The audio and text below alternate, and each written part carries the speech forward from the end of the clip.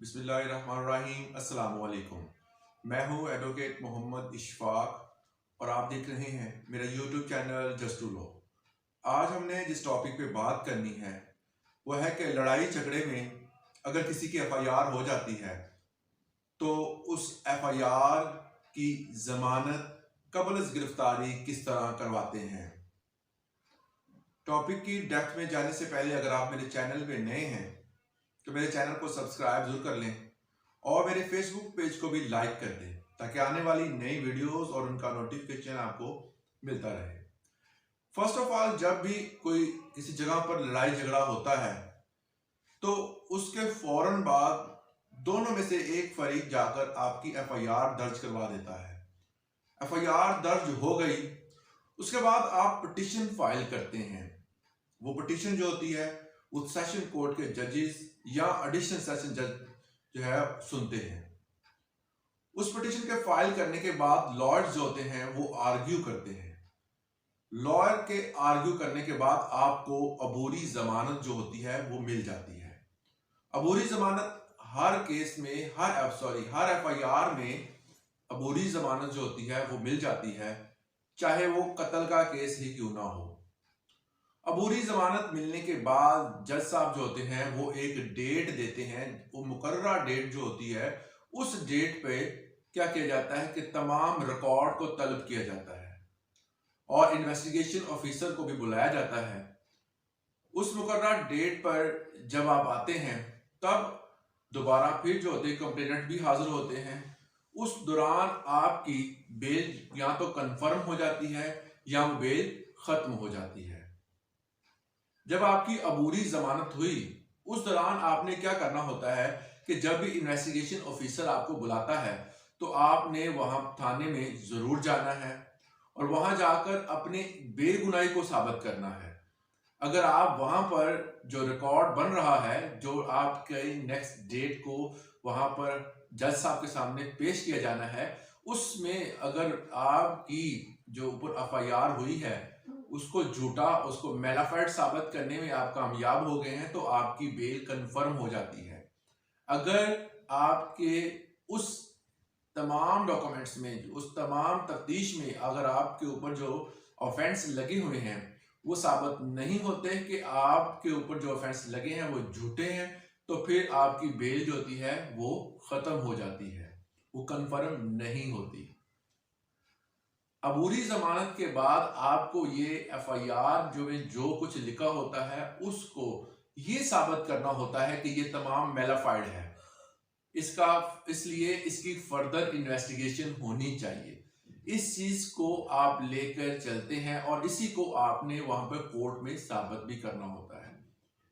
और इसी चीज की जो होती है वो इंक्वायरी भी चल रही होती है। तफ्तीशी जो होता है वो आपको बार बार इसी चीज के लिए बुलाता है और इससे आपसे तफ्तीश करता है और कंप्लेनेंट को भी बुलाता है।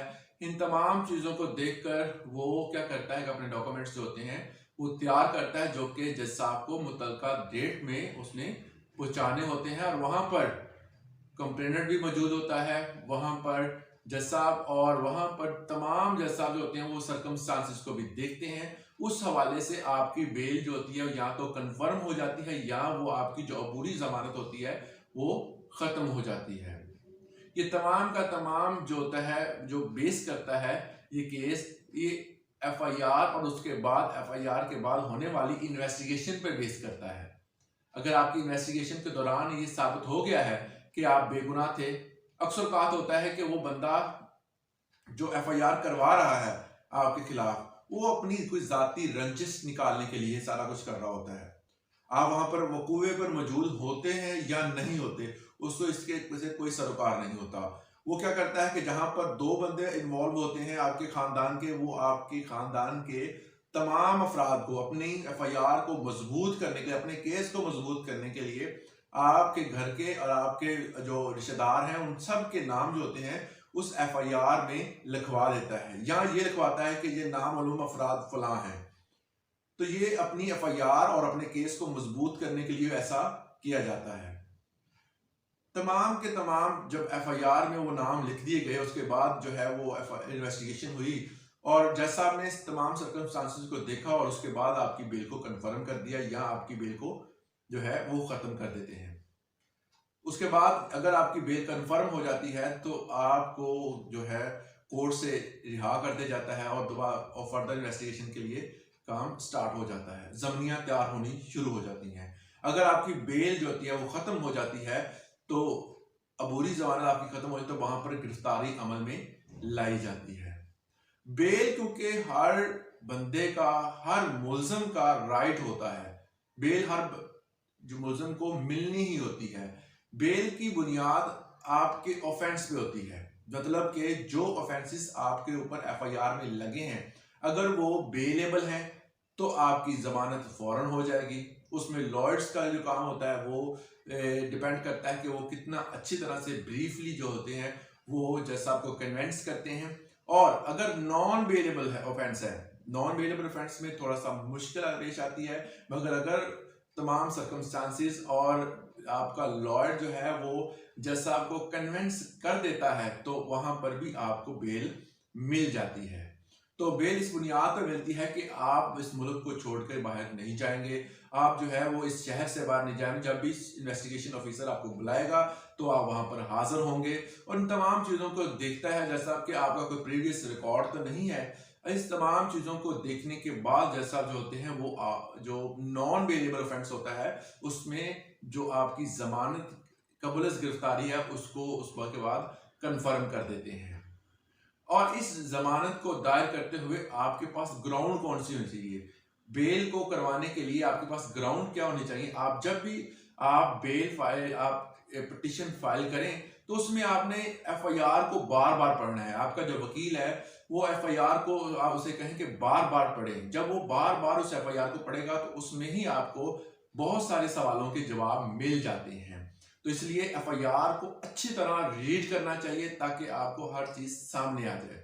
नंबर 2 पे आपने क्या करना है कि उस जो डिले को, अगर एफआईआर डिले हुई है तो उसको लाजमी बताना है जज साहब को, क्योंकि अगर वकूआ जो हुआ है वो 20 तारीख को हुआ है और एफआईआर दर्ज हो रही है 21 डेट को, तो आपने बताना है वहां पर अगर एफआईआर जो होती है वो 21 डेट को हुई है, वकूआ बता रहे हैं ये 20 डेट का, तो ये एक दिन का जो गैप है ये तमाम की तमाम जो है वो मेलाफाइड है। ये वकूआ जो है वो बनाया गया है, ये साजबाज होकर सारा पुलिस के साथ भी वकूआ बनाया गया है, इसमें कोई भी सच्चाई मौजूद नहीं है। तो इस चीज का भी आपने ख्याल रखना है। उसके बाद आपने बताना है कि एफआईआर में वो कुछ बयान लिखा हुआ है, एफआईआर में जो चीजें लिखी हुई हैं और ततीमा बयान में जो है वो काफी तजाद पाया जाता है, तो ये दोनों चीजों में काफी तजाद मौजूद है। उसके बाद आपने नंबर 4 पे एफआईआर और एमएलसी जो होता है, मेडिकल लीगल जो रिपोर्ट होती है, उसको आपने देखना है कि वो रिपोर्ट जो होती है वो खुद साख्ता है, उसमें जो इंजरियां बताई गई हैं वो इंजरियां रियल नहीं है, वो उन्होंने खुद बनाकर जो है वो साजबाज होकर इस एनजीओ को दिखाया गया है। तो इसलिए आप मेडिकल रिपोर्ट को भी जितना जल्दी हो सके चैलेंज करें ताकि अब वो तमाम चीजें सामने आ सकें। मेडिकल रिपोर्ट को जब भी आप चैलेंज करते हैं तो वहां पर एक बोर्ड तश्कील दिया जाता है मुतलका डिपार्टमेंट का। अगर उन्होंने हेड इंजरी बनाई है या कोई आपकी फिंगर वगैरह का इशू है या उन्होंने ब्लंट का निशान बनाया है, तो ये तमाम जो होते हैं मुतलका डिपार्टमेंट का एक जो पैनल बना दिया जाता है जिसमें उस बंदे को जिसको इंजरी हुई है उसको दोबारा री एग्जामिन के लिए बुलाया जाता है। अगर वो हाजिर हो जाते हैं तो उनका री एग्जामिन हो जाता है।